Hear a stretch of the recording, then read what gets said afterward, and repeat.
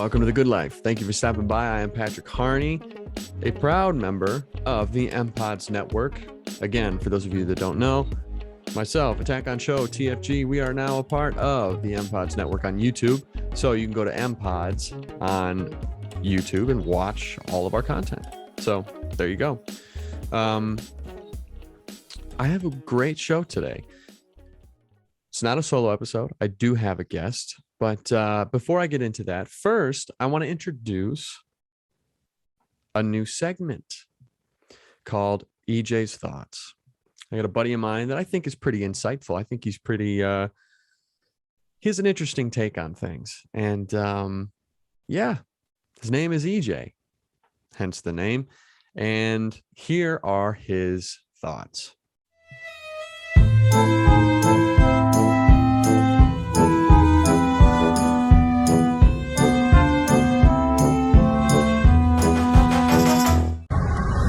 Hello everyone, I'm EJ, and this is EJ's Thoughts.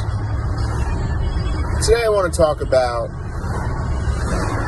how customers do not pay for the services small businesses provide.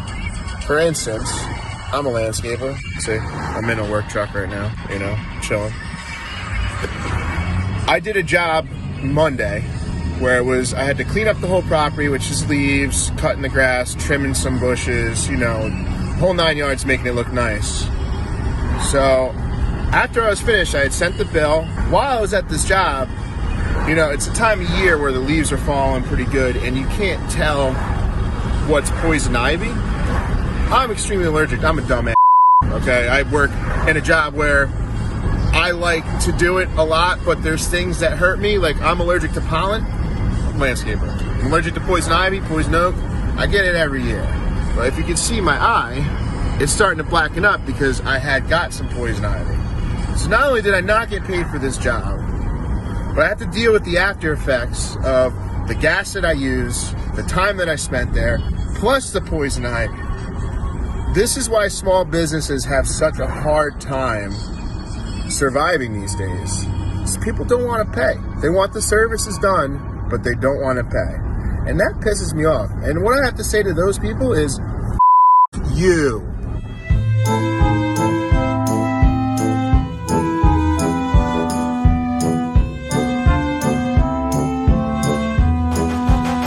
All right. No, dude, I totally get it. EJ, I 100% get it. I've also done some landscaping. And yeah, specifically in that business, people want the work done, but they don't want to pay for it, even if you're giving them a deal. So you know what, EJ? I'm right there with you, buddy. You stay strong out there in these streets. But yeah, no, thank you to EJ. I hope you guys enjoyed that. And yeah, that'll be coming up here every now and again on the show. So now into my guest. His name is Chad Swan-Badgero, and he is the director of the musical that I am in. All is calm, the Christmas Truce of 1914, and he is also the founder of Peppermint Creek Theater Company. And yeah, I'm just we're going to be talking about the show. We're going to be talking about the history of the theater company. We're going to be talking about a little bit of everything, and also how we know each other. And so yeah, here we go. All right, Chad, thank you very much for being here. Thanks, Patrick, for having me. It's good to see you, buddy. That's great to see you too. Not that I don't see you twice a week right now as it is. I know, but I don't take for granted the fact that the natural rhythms of being in a show and being in rehearsals are this intense amount of time where you see people and you become like a family. Yeah. And then you don't see them for long. Then the show ends and you don't see them for long chunks of time and you go through withdrawal. So I'm gonna treasure every opportunity to see you. Well, and so you directed a show that I was in 6.5 years ago. I know. Before we even get to that show, just like reflecting on the fact that that was 6.5 years is really insane, and just highlights how quickly, it's time just goes by really, really quickly. Pandemic aside, it's just been, yeah, it's crazy that a show that I feel like we were just working on is already 6.5 years. That's crazy. Yeah. And that's a small toddler. Yeah. 6.5 years. Well, and that show was called Dogfight. And what's crazy is I was 19 years old when I did that show. Okay. And I remember I was the second youngest in the show. But I was the lead male in it, and I was terrified. So were you terrified because I can't imagine that you were terrified because you were the lead, because you had leads in high school, so you knew what it was like being in the show, right? Yes, but it was more so this seemed like a much bigger scale than just a high school musical show. You know, because the people that I'm working with, like, I mean, in high school, everybody's my age, and nobody's really like putting in work outside of rehearsal. You know what I mean? Like, everybody just kind of shows up and does it. Unfortunately, but with this, like, I was like, oh man, this is like pro level stuff. Like, this is top dog type stuff. And so, like, I need to deliver. And the fact that I'm the lead for this, like, and it was an intense show. Like, it was intense, and we were shipping in, like, the lead actress was coming in from New York. That was another thing. New York. That was another thing that I was like, yo, they're bringing an actress in from New York. Like, dang. It was great as well. But no, I think that you know, while I'm always a little bit unaware of that, because I'm very much in a bubble that running a theater, a nonprofit theater that's really, I always see us as so small, and as a company that I started. So I think I always have the opposite feeling about Peppermint Creek, is that I'm always trying to, like, prove its legitimacy, because it's like, I just started it in my church on my back, on our back porch. And so I often don't have that same feeling. So it's interesting to hear that was your fear, or to hear you define it as, like, sort of top notch, which does my heart good. But well, I mean, I mean, the shows that you do are always at such a high caliber, in my opinion. The quality of it is always so good. And also, that was my first semester in college too. Yeah. So I know, and I had to talk you into that. I remember I had become aware of you from our music director, who was quite familiar with your family, and I remember you had come to something previously, maybe at the theater or something. I was like, that is the guy. That's the guy I need for Dogfight. And I remember just like Secret Garden. Oh, maybe. Okay, maybe. Yeah, I think it was Secret Garden that I think that's right. Which also feels like that was like yesterday. And just thinking, I have to get him, because that's exactly who I have in my head for this show and for that role. And that, and that's a little hard. Cold calls like that are hard. I mean, you didn't know me. You didn't know, like, our company necessarily. I mean, you'd come to the show, but and feeling really driven to want to talk you into that show and make that seem like a good pitch. So I'm glad you said yes. And I think it worked out great. Well, oh yeah, no, I had a blast on that show. I really did. But it took a lot of convincing, because I was stressed, because I was like, okay, so this is my first semester in college. I don't know what to expect. This is going to be a big transition. I'm out on my own now. Yeah.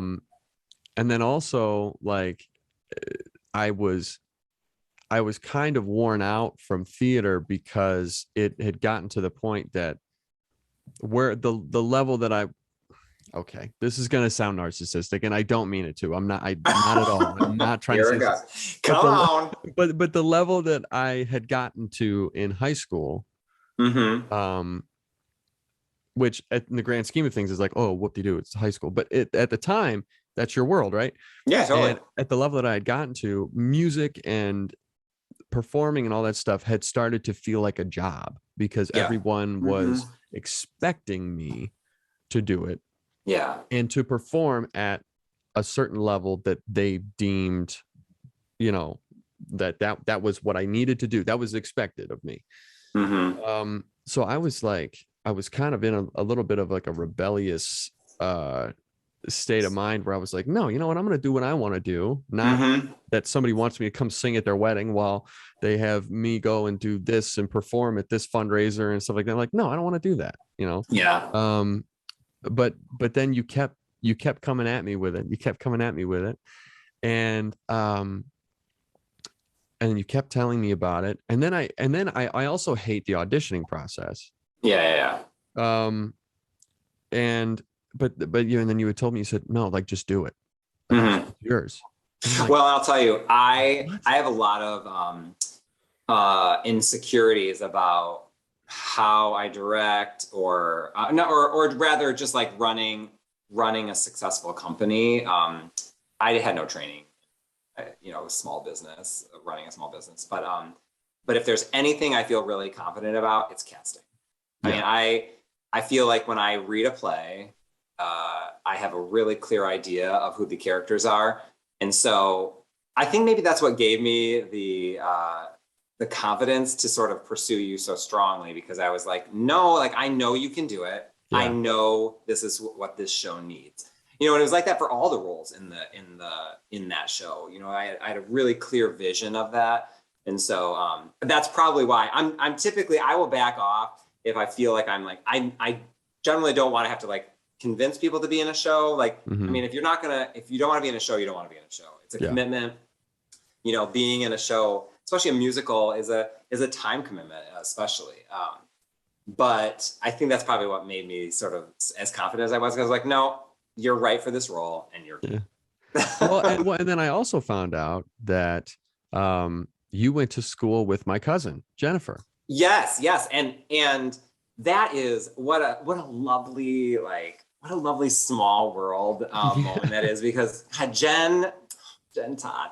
I mean, if I had like 5 of my favorite people from high school, Jen was one of them. And and theater and choir particularly was a piece of that and in our lives together. And so I just adore Jen. And so that's what a sweet thing that she's part of your family, which shouldn't be surprising because you're also sweet. And that was the thing is, when I had found that out, I had asked her, because again, I didn't know you. And I said, so this guy, who is this guy? And she was like, I freaking love Chad. You have to do this show. You will not regret it. And thank God I did. And thank you for pursuing me and trusting me with that, because that's a big leap, Yeah. Well, and you did great. I was really proud of that show. Now, you started Peppermint Creek Theater Company back in 1995. Yeah. Which I just want to say that was the year I was born. Shut up. Shut up. I literally, you don't have to put it in context like that. We already established that time goes by quickly. All right. Oh my God. But so you were born in 1995. Great. Okay. But so I want to ask you though, what inspired you to start a theater company? Yeah, that was easy. Well, it was an easy inspiration. It was not easy work, but I think that so I had done theater all through school, and I had gotten in early on in high school. I got involved in community theater at Riverwalk downtown, and so I definitely had been bitten by the bug as far as theater and the sort of high of being involved in a theater production. And so I was already just in high school sort of navigating all of the things, a little bit like what you alluded to, of the how can I be successful in school? I was a good student. My parents had high expectations as far as that goes. So how can I do that? And I had played hockey my whole life, from when I was like 5 on. And so, and navigating those like practices, but just really loving in a way that I had never experienced before, the process of being involved in a show and being part of a cast and performing for an audience. In a way that where, those moments in your life, that things speak to your soul, that you're like, I will move whatever I need to move to make this happen. Mm-hmm. And I've never, if I could be so bold and so blanket statement-y, I've never had that feeling again until our son, where it's like, where it changes the your priorities, and it changes the way you view your whole lens on the world. And so falling into theater was certainly that. So then when I the summer that I graduated from high school, I was there just was nothing happening theater wise, but I had that desire and that ache to be doing something. So it was just completely naive. I just said, great, then I'll just direct my own show. There was never like a I'll start a company, like this is gonna like, I want to do all that. That wasn't the consideration. It was just I'll just direct my own show so we can do another show. It was very Judy Garland, Mickey Rooney, like put on a show. And so we did, you know, and in a very scrappy fashion, just you know, my church said that we could perform there and they didn't charge me. And I asked my, at that time, choir director from high school, how do you even like pick a show? And she was instrumental in like sort of walking me through that process as far as how to find and pick a show. And then I, you know, just said, okay, who do I have? Like, who are my friends that also want to do a show? And so that was the show we picked. And so, you know, and I look back on that as I think, you know, we were talking about previously about even looking at Dogfight, which I loved so much. But if I watch the tapes now, there's and it's like this for any show that I've already worked on. You know, I think about that first show we ever did, and I'm like, how did anyone ever come to that? Like, oh my gosh, like what was I doing? Like, but you know, I think what was true then is true now, which is I was working on something that I'm passionate about, and that made it successful. And I was working with people I liked, and that made it successful. And so otherwise you just learn as you go. You know, I was directing the way either I had been directed in the past that I liked, and I was trying to avoid things that I didn't like from having been directed in the past. But it was just all sort of just intuition. It wasn't, I had no training. And then, you know, and then that sort of progressed each summer. You know, the group of people that had done it the year before said, hey, are we doing a show again? And I'm like, oh, I guess so. We'll do a show again. And then it was really, that was sort of just the ad hoc way that Peppermint Creek existed for those first few years, all through college. Cause I was busy then in college getting a degree. And so it was just like during the summers we were doing stuff. And then, you know, I got a teaching job in Williamston. And again, it was still sort of fitting the theater into my other like real life. And then it was only after I had, you know, moved to New York City, I had made a choice to sort of, didn't want to sort of regret that not having tried to see if I could have been a working actor. And I also had sort of a transformational experience as a teacher that sort of showed me that I needed to follow that dream so that I didn't sort of become an old bitter guy. And so it was really only coming back from New York that I thought, oh, you know, maybe I can actually do that. I can establish us as like a formal company. And I think there were times, I know I had times when I was like, oh, this will eventually be my job. I want to do this like my job, run a company. And that has since changed, that goal. But really it was when I came back from New York City and I said, this is something that I care enough about that even if it's just still sort of a hobby, if you will, that I want to put more roots down and make it more formal. And so it was really after I came back from New York in 2003 that we became like a full nonprofit and did all that paperwork and started having like full seasons of shows.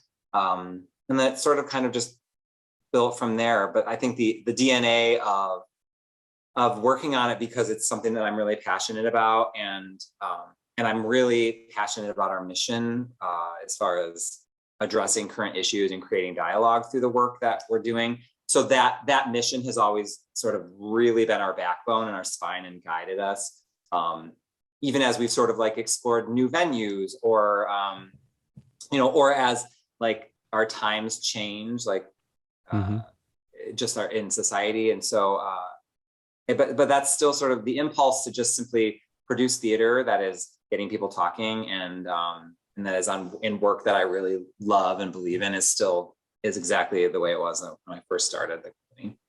Well, that's awesome. And I think there's I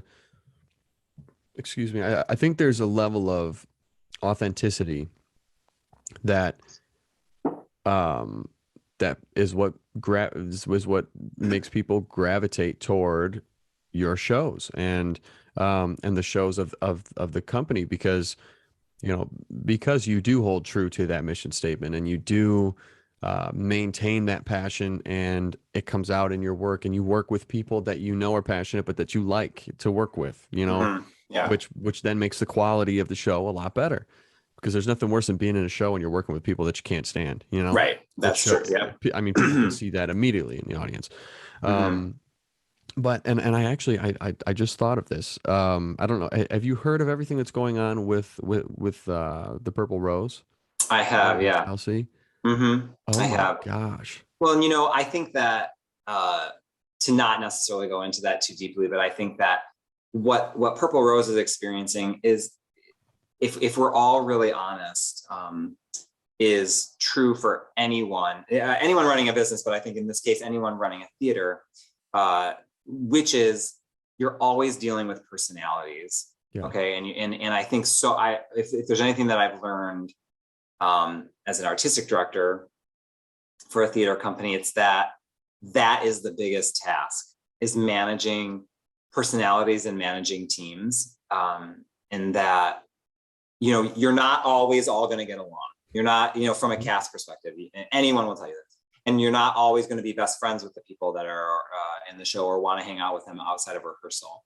But I think that it is incumbent on us as like the heads of any organization, in this case theater, to make sure that your people feel safe. Yeah. And that they feel heard. And that, I think that Purple Rose is experiencing what I think we all have. And I know certainly we have at Peppermint Creek there, we are not blameless in regards to there have been occasions where, people haven't worked well together in a show, where leaders in a show have been not necessarily the best leaders of people. And we've had to try to learn from that. I think we're still always doing that.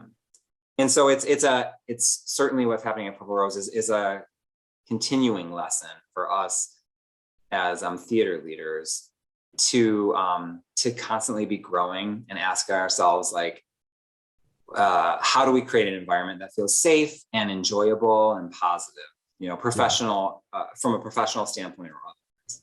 Well, and my point for bringing that up was to point out that, that's what I appreciate about Peppermint Creek and you specifically, because you are so good at that. You are so good at letting people or letting actors, performers be themselves, but exactly when to rein it in or when to say, no, give me more of this, or, like you have a very, very good, if you want to go into more of a business term, a very good management style. Oh, yeah. And so thank you. Well, I think that part of that comes from being an educator. I having started my career as an educator, a lot of that, when you're one person that is then needing to control on any given hour 20 to 30 kids and personalities, that requires a management style, that sort of. And I was never a disciplinarian, a good disciplinarian as a teacher. I did not like that side of education, of needing to be the hard ass. But but to compensate for that, I learned to pay better attention to personalities and what certain people needed at certain times or didn't need at certain times. And I think that has definitely served me in the rehearsal room, certainly. Yeah. You definitely know what you're doing. And that's why, like, to me, and this is not a shot to anybody else, but like, to me, if I don't know if I would do this show if you weren't directing. Oh, that's nice. And I do mean that. Not that I don't think the show would be good, but you have that extra little, that umph to that just makes it, That's nice. perfect. But now, so speaking of that show and this show, I want to talk about it. Yeah. All is Calm, the Christmas Truce of 1914. This is the story about the Christmas truce that happened between the Allied forces and the German forces during World War I on Christmas Day. So what brought you to this show, or what brought this show to you as being, okay, I need to do this? Yeah, there's a lot of different layers. I think first it began with one of my very dear friends and board member. They had seen this show professionally done a few years ago. And when we were last year, everything that we produced for Peppermint Creek last year was all virtual programming, which was, I think, a great way for us to still serve our mission, and yet it was not a replacement for live theater. So there was still certainly that burning desire to be, working on something in person. And so as we were looking ahead to this year, something that we worked through as a company last year was asking ourselves, how are we serving our mission? How are we serving the community? And does the community want to even see what we do? And if not, why? What kind of questions can we ask in that realm? So I think that what that led to is us sort of approaching our season planning from 3 different perspectives. One, main stage work, which is like what you typically expect from a theater company, is just you get the rights for a show, put it on stage in a theater, an audience comes to see it. Our voices arm of programming, which is just not actors, but just creating a space for people in our community to tell their own story, which we've done in the past with things like our Telling Project, which worked with veterans, or the Same Moon that worked with immigrants and refugees. So those weren't necessarily actors, but were people that had a story to tell that could impact and influence our community. And then thirdly, which is what All Is Calm is part of, which is the sort of community partnerships, which was how do we look at other community organizations that have a mission that's not ours, but might have some overlap with what our mission is, as far as in whatever way that we could bring a theatrical lens to help them serve their mission. So in that discussion, our board member, Karen, had said, we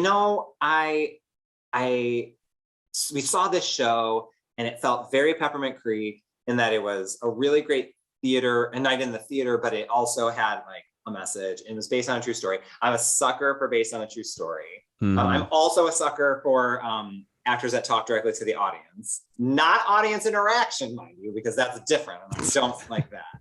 But when characters are speaking directly to the audience, and that probably is because so much of our shows are issue driven, and so that gets me in a good way.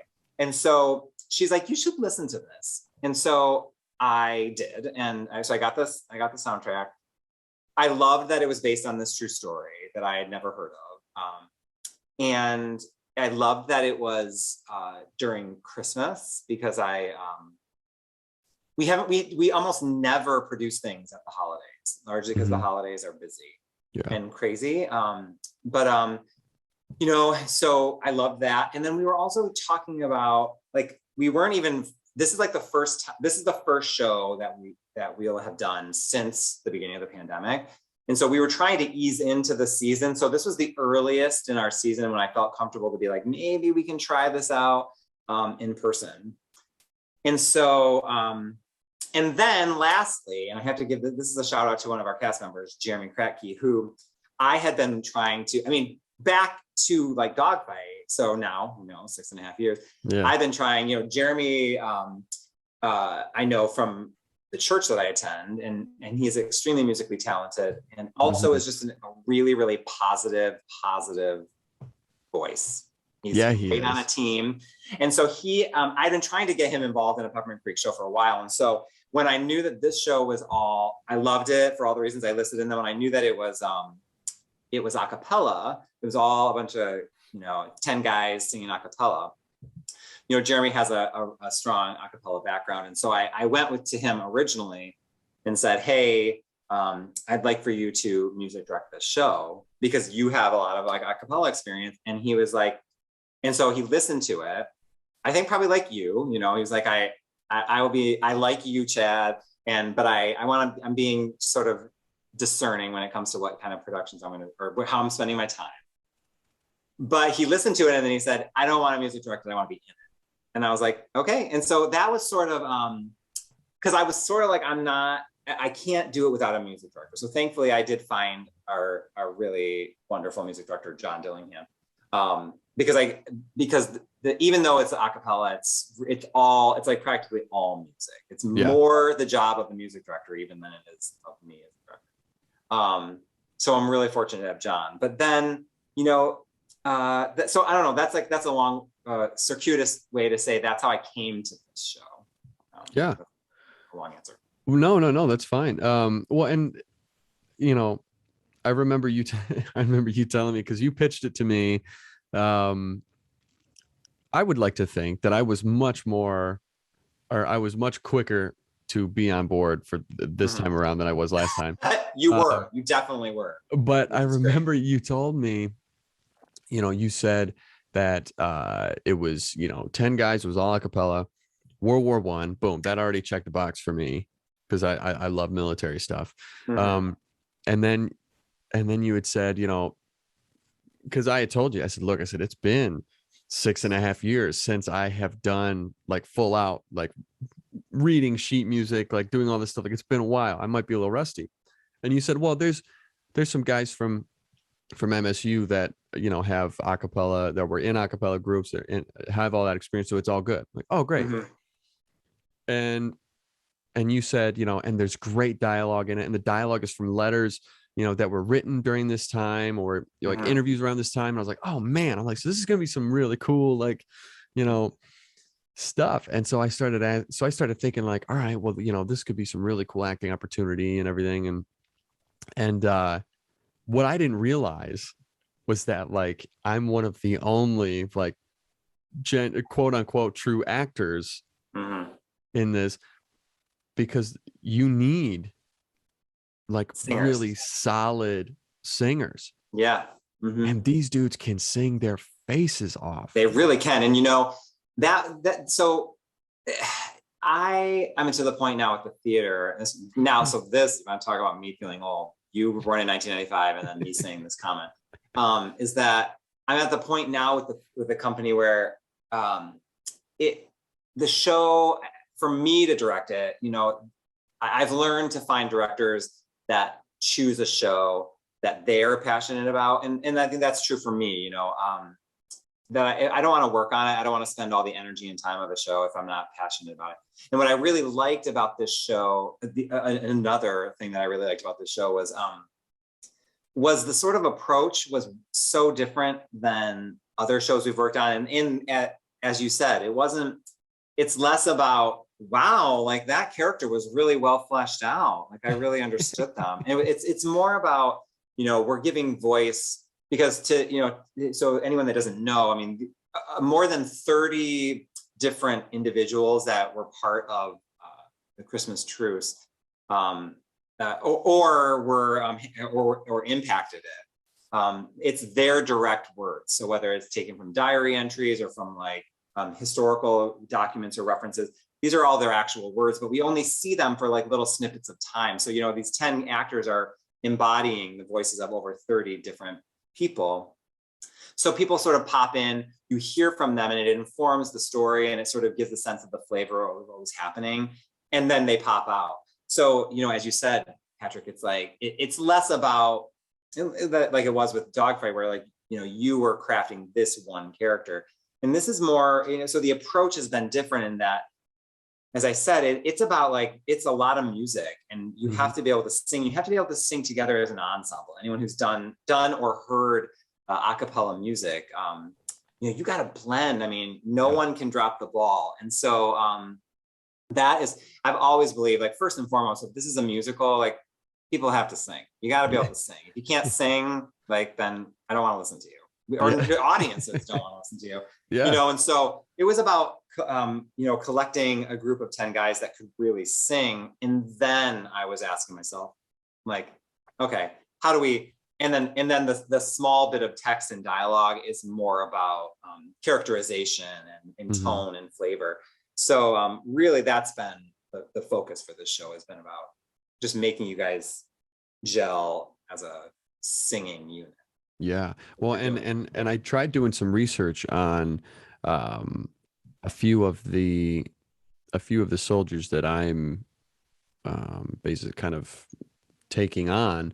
Yeah. And specifically Private Tom McDonald. He was in I think the 9th Battalion Royal Sussex Regiment. It's a tongue twister right there. So it's cool because I have dialogue of him, and I don't know if you meant to do this, but I have dialogue of him before he's Private Tom McDonald. He's just Tom McDonald. And then again, when he is Private Tom McDonald, and I found out that the dialogue where where I have that he is Private Tom McDonald came from an interview that he did in 1968. He was a writer, I guess, and I've tried finding pictures of him. I can't find a picture of him, but I am going to check ancestry.com though, because that'd be great. Yeah. But that should be something I require all you guys to do, is like search for the actual images of the guys.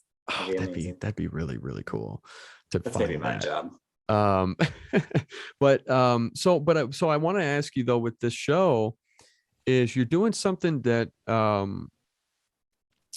I feel like, and correct me if I'm wrong, I don't know if you've done this before, but the people aren't coming to us, we're going to the people. Right. So on December, so the show runs 4 days, there's 4 shows, December 8th, December 9th, 10th, and 11th. On the 8th, we are at Sycamore Creek Church in Potterville. On the 9th, we're at Waldemar Nature Center in Lansing. On the 10th, we're in Allen Neighborhood Center in Lansing. And then on the 11th, we're at Carpenter Tree Farm in Eaton Rapids. And it's an outdoor show, which that'll be so cool, dude. I hope so. I hope it's going to be so cool and not so cold. Yeah, hopefully not. But we'll see. But even still, though, I feel like it'll add some grit to all those Christmas trees as a backdrop. And yeah, you know, but the shows are free. So my question is, why that decision to have them be free to the public? Yeah. So as I said, when we were sort of like looking at our arms of programming, bringing it to the organization, bringing it to other community organizations and locations was something that we wanted to explore about. So, you know, we spent a lot of time, as I think a lot of theaters do, asking ourselves the question, why do people come to the theater versus why don't they? And, you know, we had kicked around last year saying, because we had made everything that was virtual last year was all free. And I said, so in our strategic planning for this year, I said, what if everything was free again this year? Even though like last year was virtual, so it like cost us virtually nothing. This is like, you know, putting on a musical is a pricey thing. Yeah. And so one of our board members rightfully said, well, you know, that labors under the assumption that the reason people don't come is because they can't afford a ticket. And that if it was free, that they would come. And we don't know that. We don't know that that's the case. Same thing with, you know, some people like feel really comfortable in a theater and others don't. And they'd much rather go to a sporting event, right? And so in asking us those questions about what might be barriers for people's attendance at the theater, 2 of those were location and price. And so that's something that we're just toying. So rather than like sort of blanket statement this year of everything's free, we're sort of trying it in various ways. And so All Is Calm is sort of hitting both of those, is that we're offering it for free, which is a way for us to see if like, is this going to garner a brand new audience, people that we've never seen before, or people that would like to come and are now just coming because it's a musical, which is often a more expensive ticket than a play. And then bringing it to community organizations rather than making people come to us, bringing what we're working on to other community organizations that serve a specific population that may not be theater goers. And so does this help put us in front of a brand new audience and in front of another organization's sort of audience, and see what that does for the people that attend. So we're it's an experiment in some ways. As you said, we've never done it. And so we're going to learn some stuff, certainly. But I can say that the first thing that's been exciting is how quickly people are responding to reserving tickets, which I think could be credited to a lot of things. You know, people are anxious to be seeing live theater again. I know I certainly am. The fact that it's a musical, that's a musical during Christmas, and that has it's probably like one of the most family-friendly things that we're offering this season. Especially given our mission, which often tends to be somewhat edgier. It's pretty family friendly. And people, I think people love musicals. And and also I don't want to discredit the fact that it's a great story and there are like 10 really awesome, talented guys who people want to come see. So hopefully they want to come see us. Yeah. Well, that's awesome, man. I'm so stoked for it. And I think I really think it is cool that you guys are testing that out, because I mean, that's one thing that, I mean, damn, The Lion King is coming to Michigan here, and my girlfriend and I are going in February. I've seen the show twice now and I love it every single time. Like, to me, that show is worth it. But there's some shows I'm like, I'm not going to pay $400 for a ticket or $200. No, you should never be paying $400. No. And I have major buyer's remorse with things like that. Yeah, but that's what prices are now for live show. And so, I think, and also too, who knows, you might get some veterans, obviously not from World War I or World War II, because most of them they're not around anymore, but you might get more veterans to come to the show. It'd be like, well, it's free, so it's not gonna cost me anything, and I might come check it out, and then be like, whoa, I really like this. Yeah, well, I'll tell you, every show is its own marketing experience, and I think that and thematically, so realistically, there are like the people who are going to come to see a Peppermint Creek show no matter what. Like we have subscribers and donors that are really committed, and that's awesome. And then there's like sort of the audience that would come either because they know someone in the show or because whatever the topic and the theme of that show really resonates with them. And so certainly a show like this that has is rooted in a wartime experience, and specifically is telling the story of over 30 men who were part of World War I. Yeah, I think it would resonate with anyone, certainly, who was a veteran and had served in some way. So we'll see. Yeah. Now, Chad, can you please tell everybody where they can go and reserve tickets? Yeah. So as we said, tickets are free, but we're still, because we're keeping a tight rein on the number of seats we have in each space due to COVID just safety precautions. So we're still asking people to RSVP. So they can do that at our website, which is peppermintcreek.org. You'll find that the 4 different locations. And so you just go there and you'll reserve, and tickets are free, but then we'll have you on the list. And that will be down in the description of the show notes as well. So make sure to go down there and click that and get your seats, because the show is definitely going to be worth it. Yes. Now, speaking of veterans, I wanted to talk about a little good news story. So as we know, last week was Veterans Day. And I'm even wearing my, let me move this over here. I'm even wearing my Bank of Veteran Life is Good t-shirt. Great. Oh, I should have prepped. But there was a story that I found that I wanted to bring up, and Chad, also, I wanted to get your thoughts on this too. So to celebrate Veterans Day. Is this going to make me cry? Should I prepare? I don't know. All right, keep going. Maybe. I'm a theater director. I'm pretty much. Okay. So to celebrate Veterans Day, the nation's top Veterans Administration affiliated home lender launched a national campaign to highlight veterans and their service. So with the help of actor, comedian, and retired U.S. Marine Rob Riggle, I'm sure everybody probably knows who that is, or you've definitely seen him. Him and Veterans United Home Loans have given 10 homes to 10 veterans, completely paid off. And I guess right now they're looking for an 11th. They've done they did one for the widow of a soldier who lost his life overseas. They've given homes to 3 Vietnam veterans. So it's not just, veterans who have just gotten out or whomever. It's for anybody. And there's been, it said they've given homes from California to New Mexico to Georgia to, it's all over the country. And I think, and to me, it's sad that isn't highlighted more. Yeah, I would say, that is an amazing story. And I think that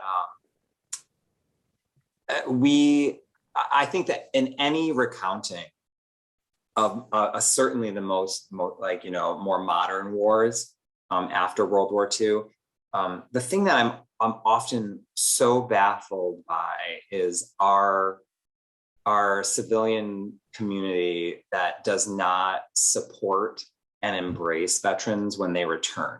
I think that's always been really, really sad and shocking to me, given that, there's a lot of professions that require sort of a lot from someone that serve the general public. But when we're considering that a soldier would go and risk their actual life, and that we would not then support them in every way possible when they return is appalling. Frankly, it's appalling. If I were applying for a job and someone was like, okay, so like basic duties, blah blah blah, and risk your life, I'd be like, no, thanks, no, I'm not going to do that. And so so to programs like that, I think it's remarkable and I think necessary for us to in whatever ways we can wrap around and support and embrace veterans is so important. So what a great program. Yeah. I 100% agree. That is a feel good story. It is, right? And there needs to be more of those, I feel. Yeah. Now, okay, so before I wrap up these shows, and I haven't done this segment in a while because I haven't had a guest on because I've had a lot to talk about. Yeah. So I'm bringing the goods back. A few questions that I just want to pick your brain a little bit there, Chad. All right. Okay. Is this requiring it's like fast fire, right? The first 2, yes. The last one, not necessarily. Okay. Okay, so it's 3 questions. Great. What's the theme of these? You'll find out. Oh, okay, great. So that's all right.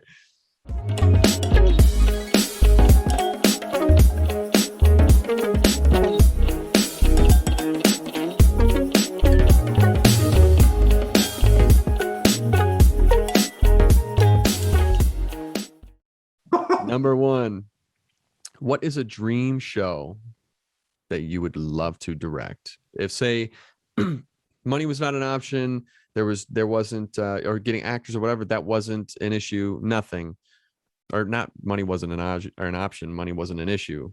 Of course, it doesn't make any sense. But yeah, so what is a dream show that you would love to direct one day? Titanic the musical. I'm not kidding. If everyone that knows me in this community then is knows that is a dream, and they're rolling their eyes right now. I have not found anyone. Every time I talk about Titanic, I went through a huge phase, as anyone probably does, when they were in high school, even lower, we had to do reports on things. I was obsessed with the Titanic. Okay. I went to the Titanic Museum, the exhibit. When we went to Belfast, we went to where Titanic was shipped. I am a Titanic fan, right? The story of Titanic. Okay. So Titanic the musical was also one of the first Broadway shows I ever saw. Don't get me wrong. There's some problems with Titanic the musical. However, the music is fantastic. I am in love with the score for Titanic. And I think there is a lot to be said about what that show, the light that show shines on class discrepancy. Yeah. So I think that's how it can fit into our mission as a theater company. That I love that show, and no one else agrees with me, Patrick. No one else. I bring it up with they're like, ew, or that's so cheesy. I can't believe it, and whatever. And I cannot get anyone on board to do Titanic the musical. Well, I'm on board. Great. Well, you just be ready convinced because me. that cast is like huge. Yeah, It's you huge. So I'm just going to need convinced me. everyone in Lansing, Yeah. currently watching and otherwise, to like there's going to be nobody in the audience because because everyone's we in the have show. everyone in Titanic. Yeah. I love Now, my biggest question though, and this is a deal breaker for me here. Okay. it. Okay. What are you going to do with the size of the door? What am I going to do with the size of the door? What do you mean? The door that Rose was on. See, this is the problem. Everyone thinks that like that musical is based on the movie, which don't get me wrong. I mean, Kate Winslet is like my top, like is like I'm in love with Kate Winslet. I love her. But that's not what's getting done. There is no like Rose and Jack in Titanic the musical. There's I mean like love stories or whatever. So sorry. What about My Heart Will Go On? No, that's not in it. That's why Come why on. everyone thinks it's such a cheesy idea, because they think that I'm trying to put Celine Dion on stage, and that's not what we're doing, guys. It's like so good. Just go and listen to the soundtrack. I already know what role you would play. Okay. So like all right. It's not Jack, because that's not a real character in the musical, but like well, I will say I have been told that I resemble a young Leonardo DiCaprio. I can see that, especially with this like hair thing you got going on right now. Even in Dogfight, the City Pulse's review. Did it? Yep. Huh. Well, I think you can own that. So all I'm going to say to you is if Titanic the musical is like time number 3 when I come directly to you and say, hey, you're going to be in a show. If I had to really convince you for Dogfight, I only kind of had to sort of like give you a pitch for that. Then all I'm going to do is I'm just going to text you and say, Patrick, Titanic, ready? And you'll text back, yes. Well, no, actually, you know what I prefer? I prefer a note in the mail that says Titanic the musical ? Circle yes or no. Oh, I will do that, and you can send it back. It'll be be pre-postmarked. I will, but I'll tell you, I saw like maybe 2 years ago, right before the pandemic, a theater company had done Titanic the musical on a river. So like this audience was sitting on the banks, and they had like done scaffolding, and so like they were literally like jumping off into the water at like the end or whatever. That's when it's so like cool. sinking. It was so cool. I'm telling you right now, Titanic the musical. Yeah, that's as long as you don't do the Grand River, because it's I know. We'll have to find like, I mean, yeah, maybe like a local pool or something. Yeah. But like it'll happen. Yeah. You'll have to like we'd have to take like a pool skimmer and like get all the needles out of the Grand River and gross stuff. Yeah. Okay. Question number 2. Okay. What is your favorite Christmas song of all time? Oh, my favorite Christmas song of all time. Well, I will, I have there's a lot. I love Christmas music. I really love Christmas music. And I mean, yeah, but I think like the classics, my first solo ever, your cousin Jen can tell you this and corroborate the story, was Oh Holy Night in like middle school, which then like, or maybe like freshman in high school, which then turned into like my grandma would always, even when it wasn't the holidays, Chad, you need to sing Oh Holy Night, Oh Holy Night.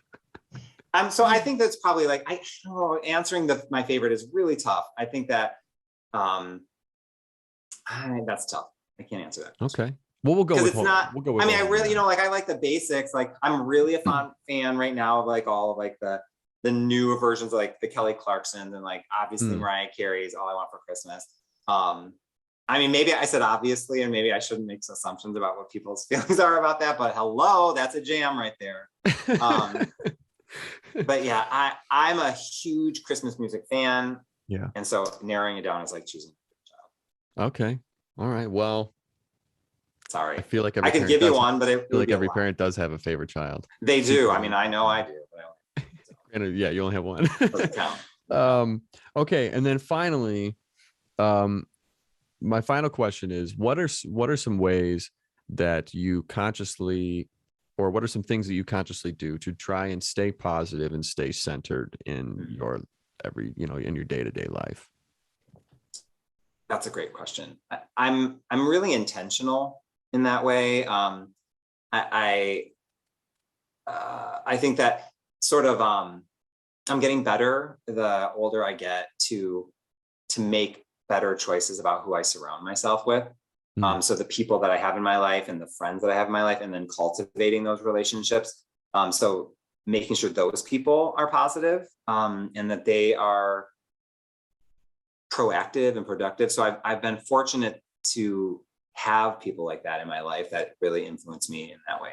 I'm also, I'm pretty big on mantras. So whether that be actually written, so I had heard once that you should like sort of like, you know, have a phrase that like it's like on your mirror or whatever when you wake up. I never did that, but because of that, at that time, there was a phrase that had really stuck out to me as far as like a good way to like start your day.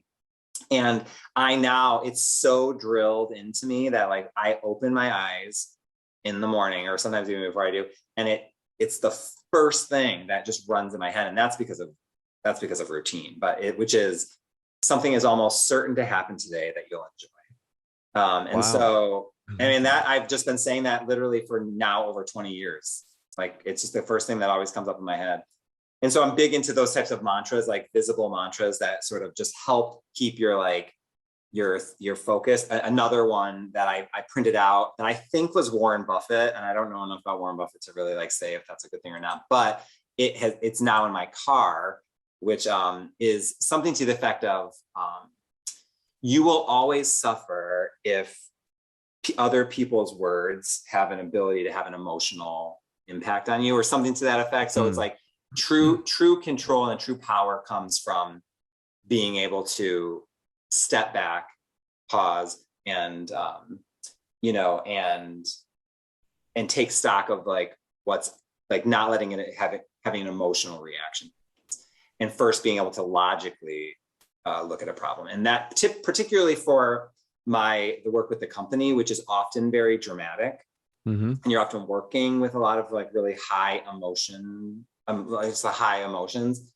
That's been really valuable for me to say, like, just pause, and take stock of this logically. You don't have to respond immediately. And I don't think that our society, everything is so immediate these days. So I would say, yeah, the people I surround myself with, and also surrounding myself with sort of like verbal or text reminders to keep my like mind focused and on track and positive. That's huge. That's been huge in my life, I think. Nice.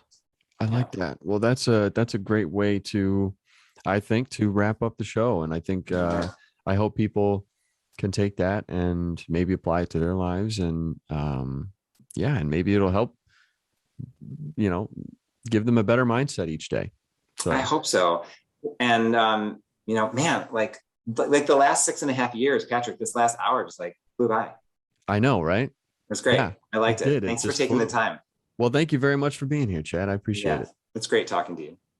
Thank you to Chad for coming on the show and making sure that everybody knows about this upcoming musical that we're doing, and giving everybody the information, letting us know a little bit of the backstory. And yeah, I hope you enjoyed EJ's thoughts too, because I love it. I absolutely love it, and I'm going to keep it. So unless there's like an overwhelming anger for some reason from it, but I don't see that happening because he's a funny dude. So thank you again, and we will see you next week for a very special Thanksgiving episode. I'll see you then.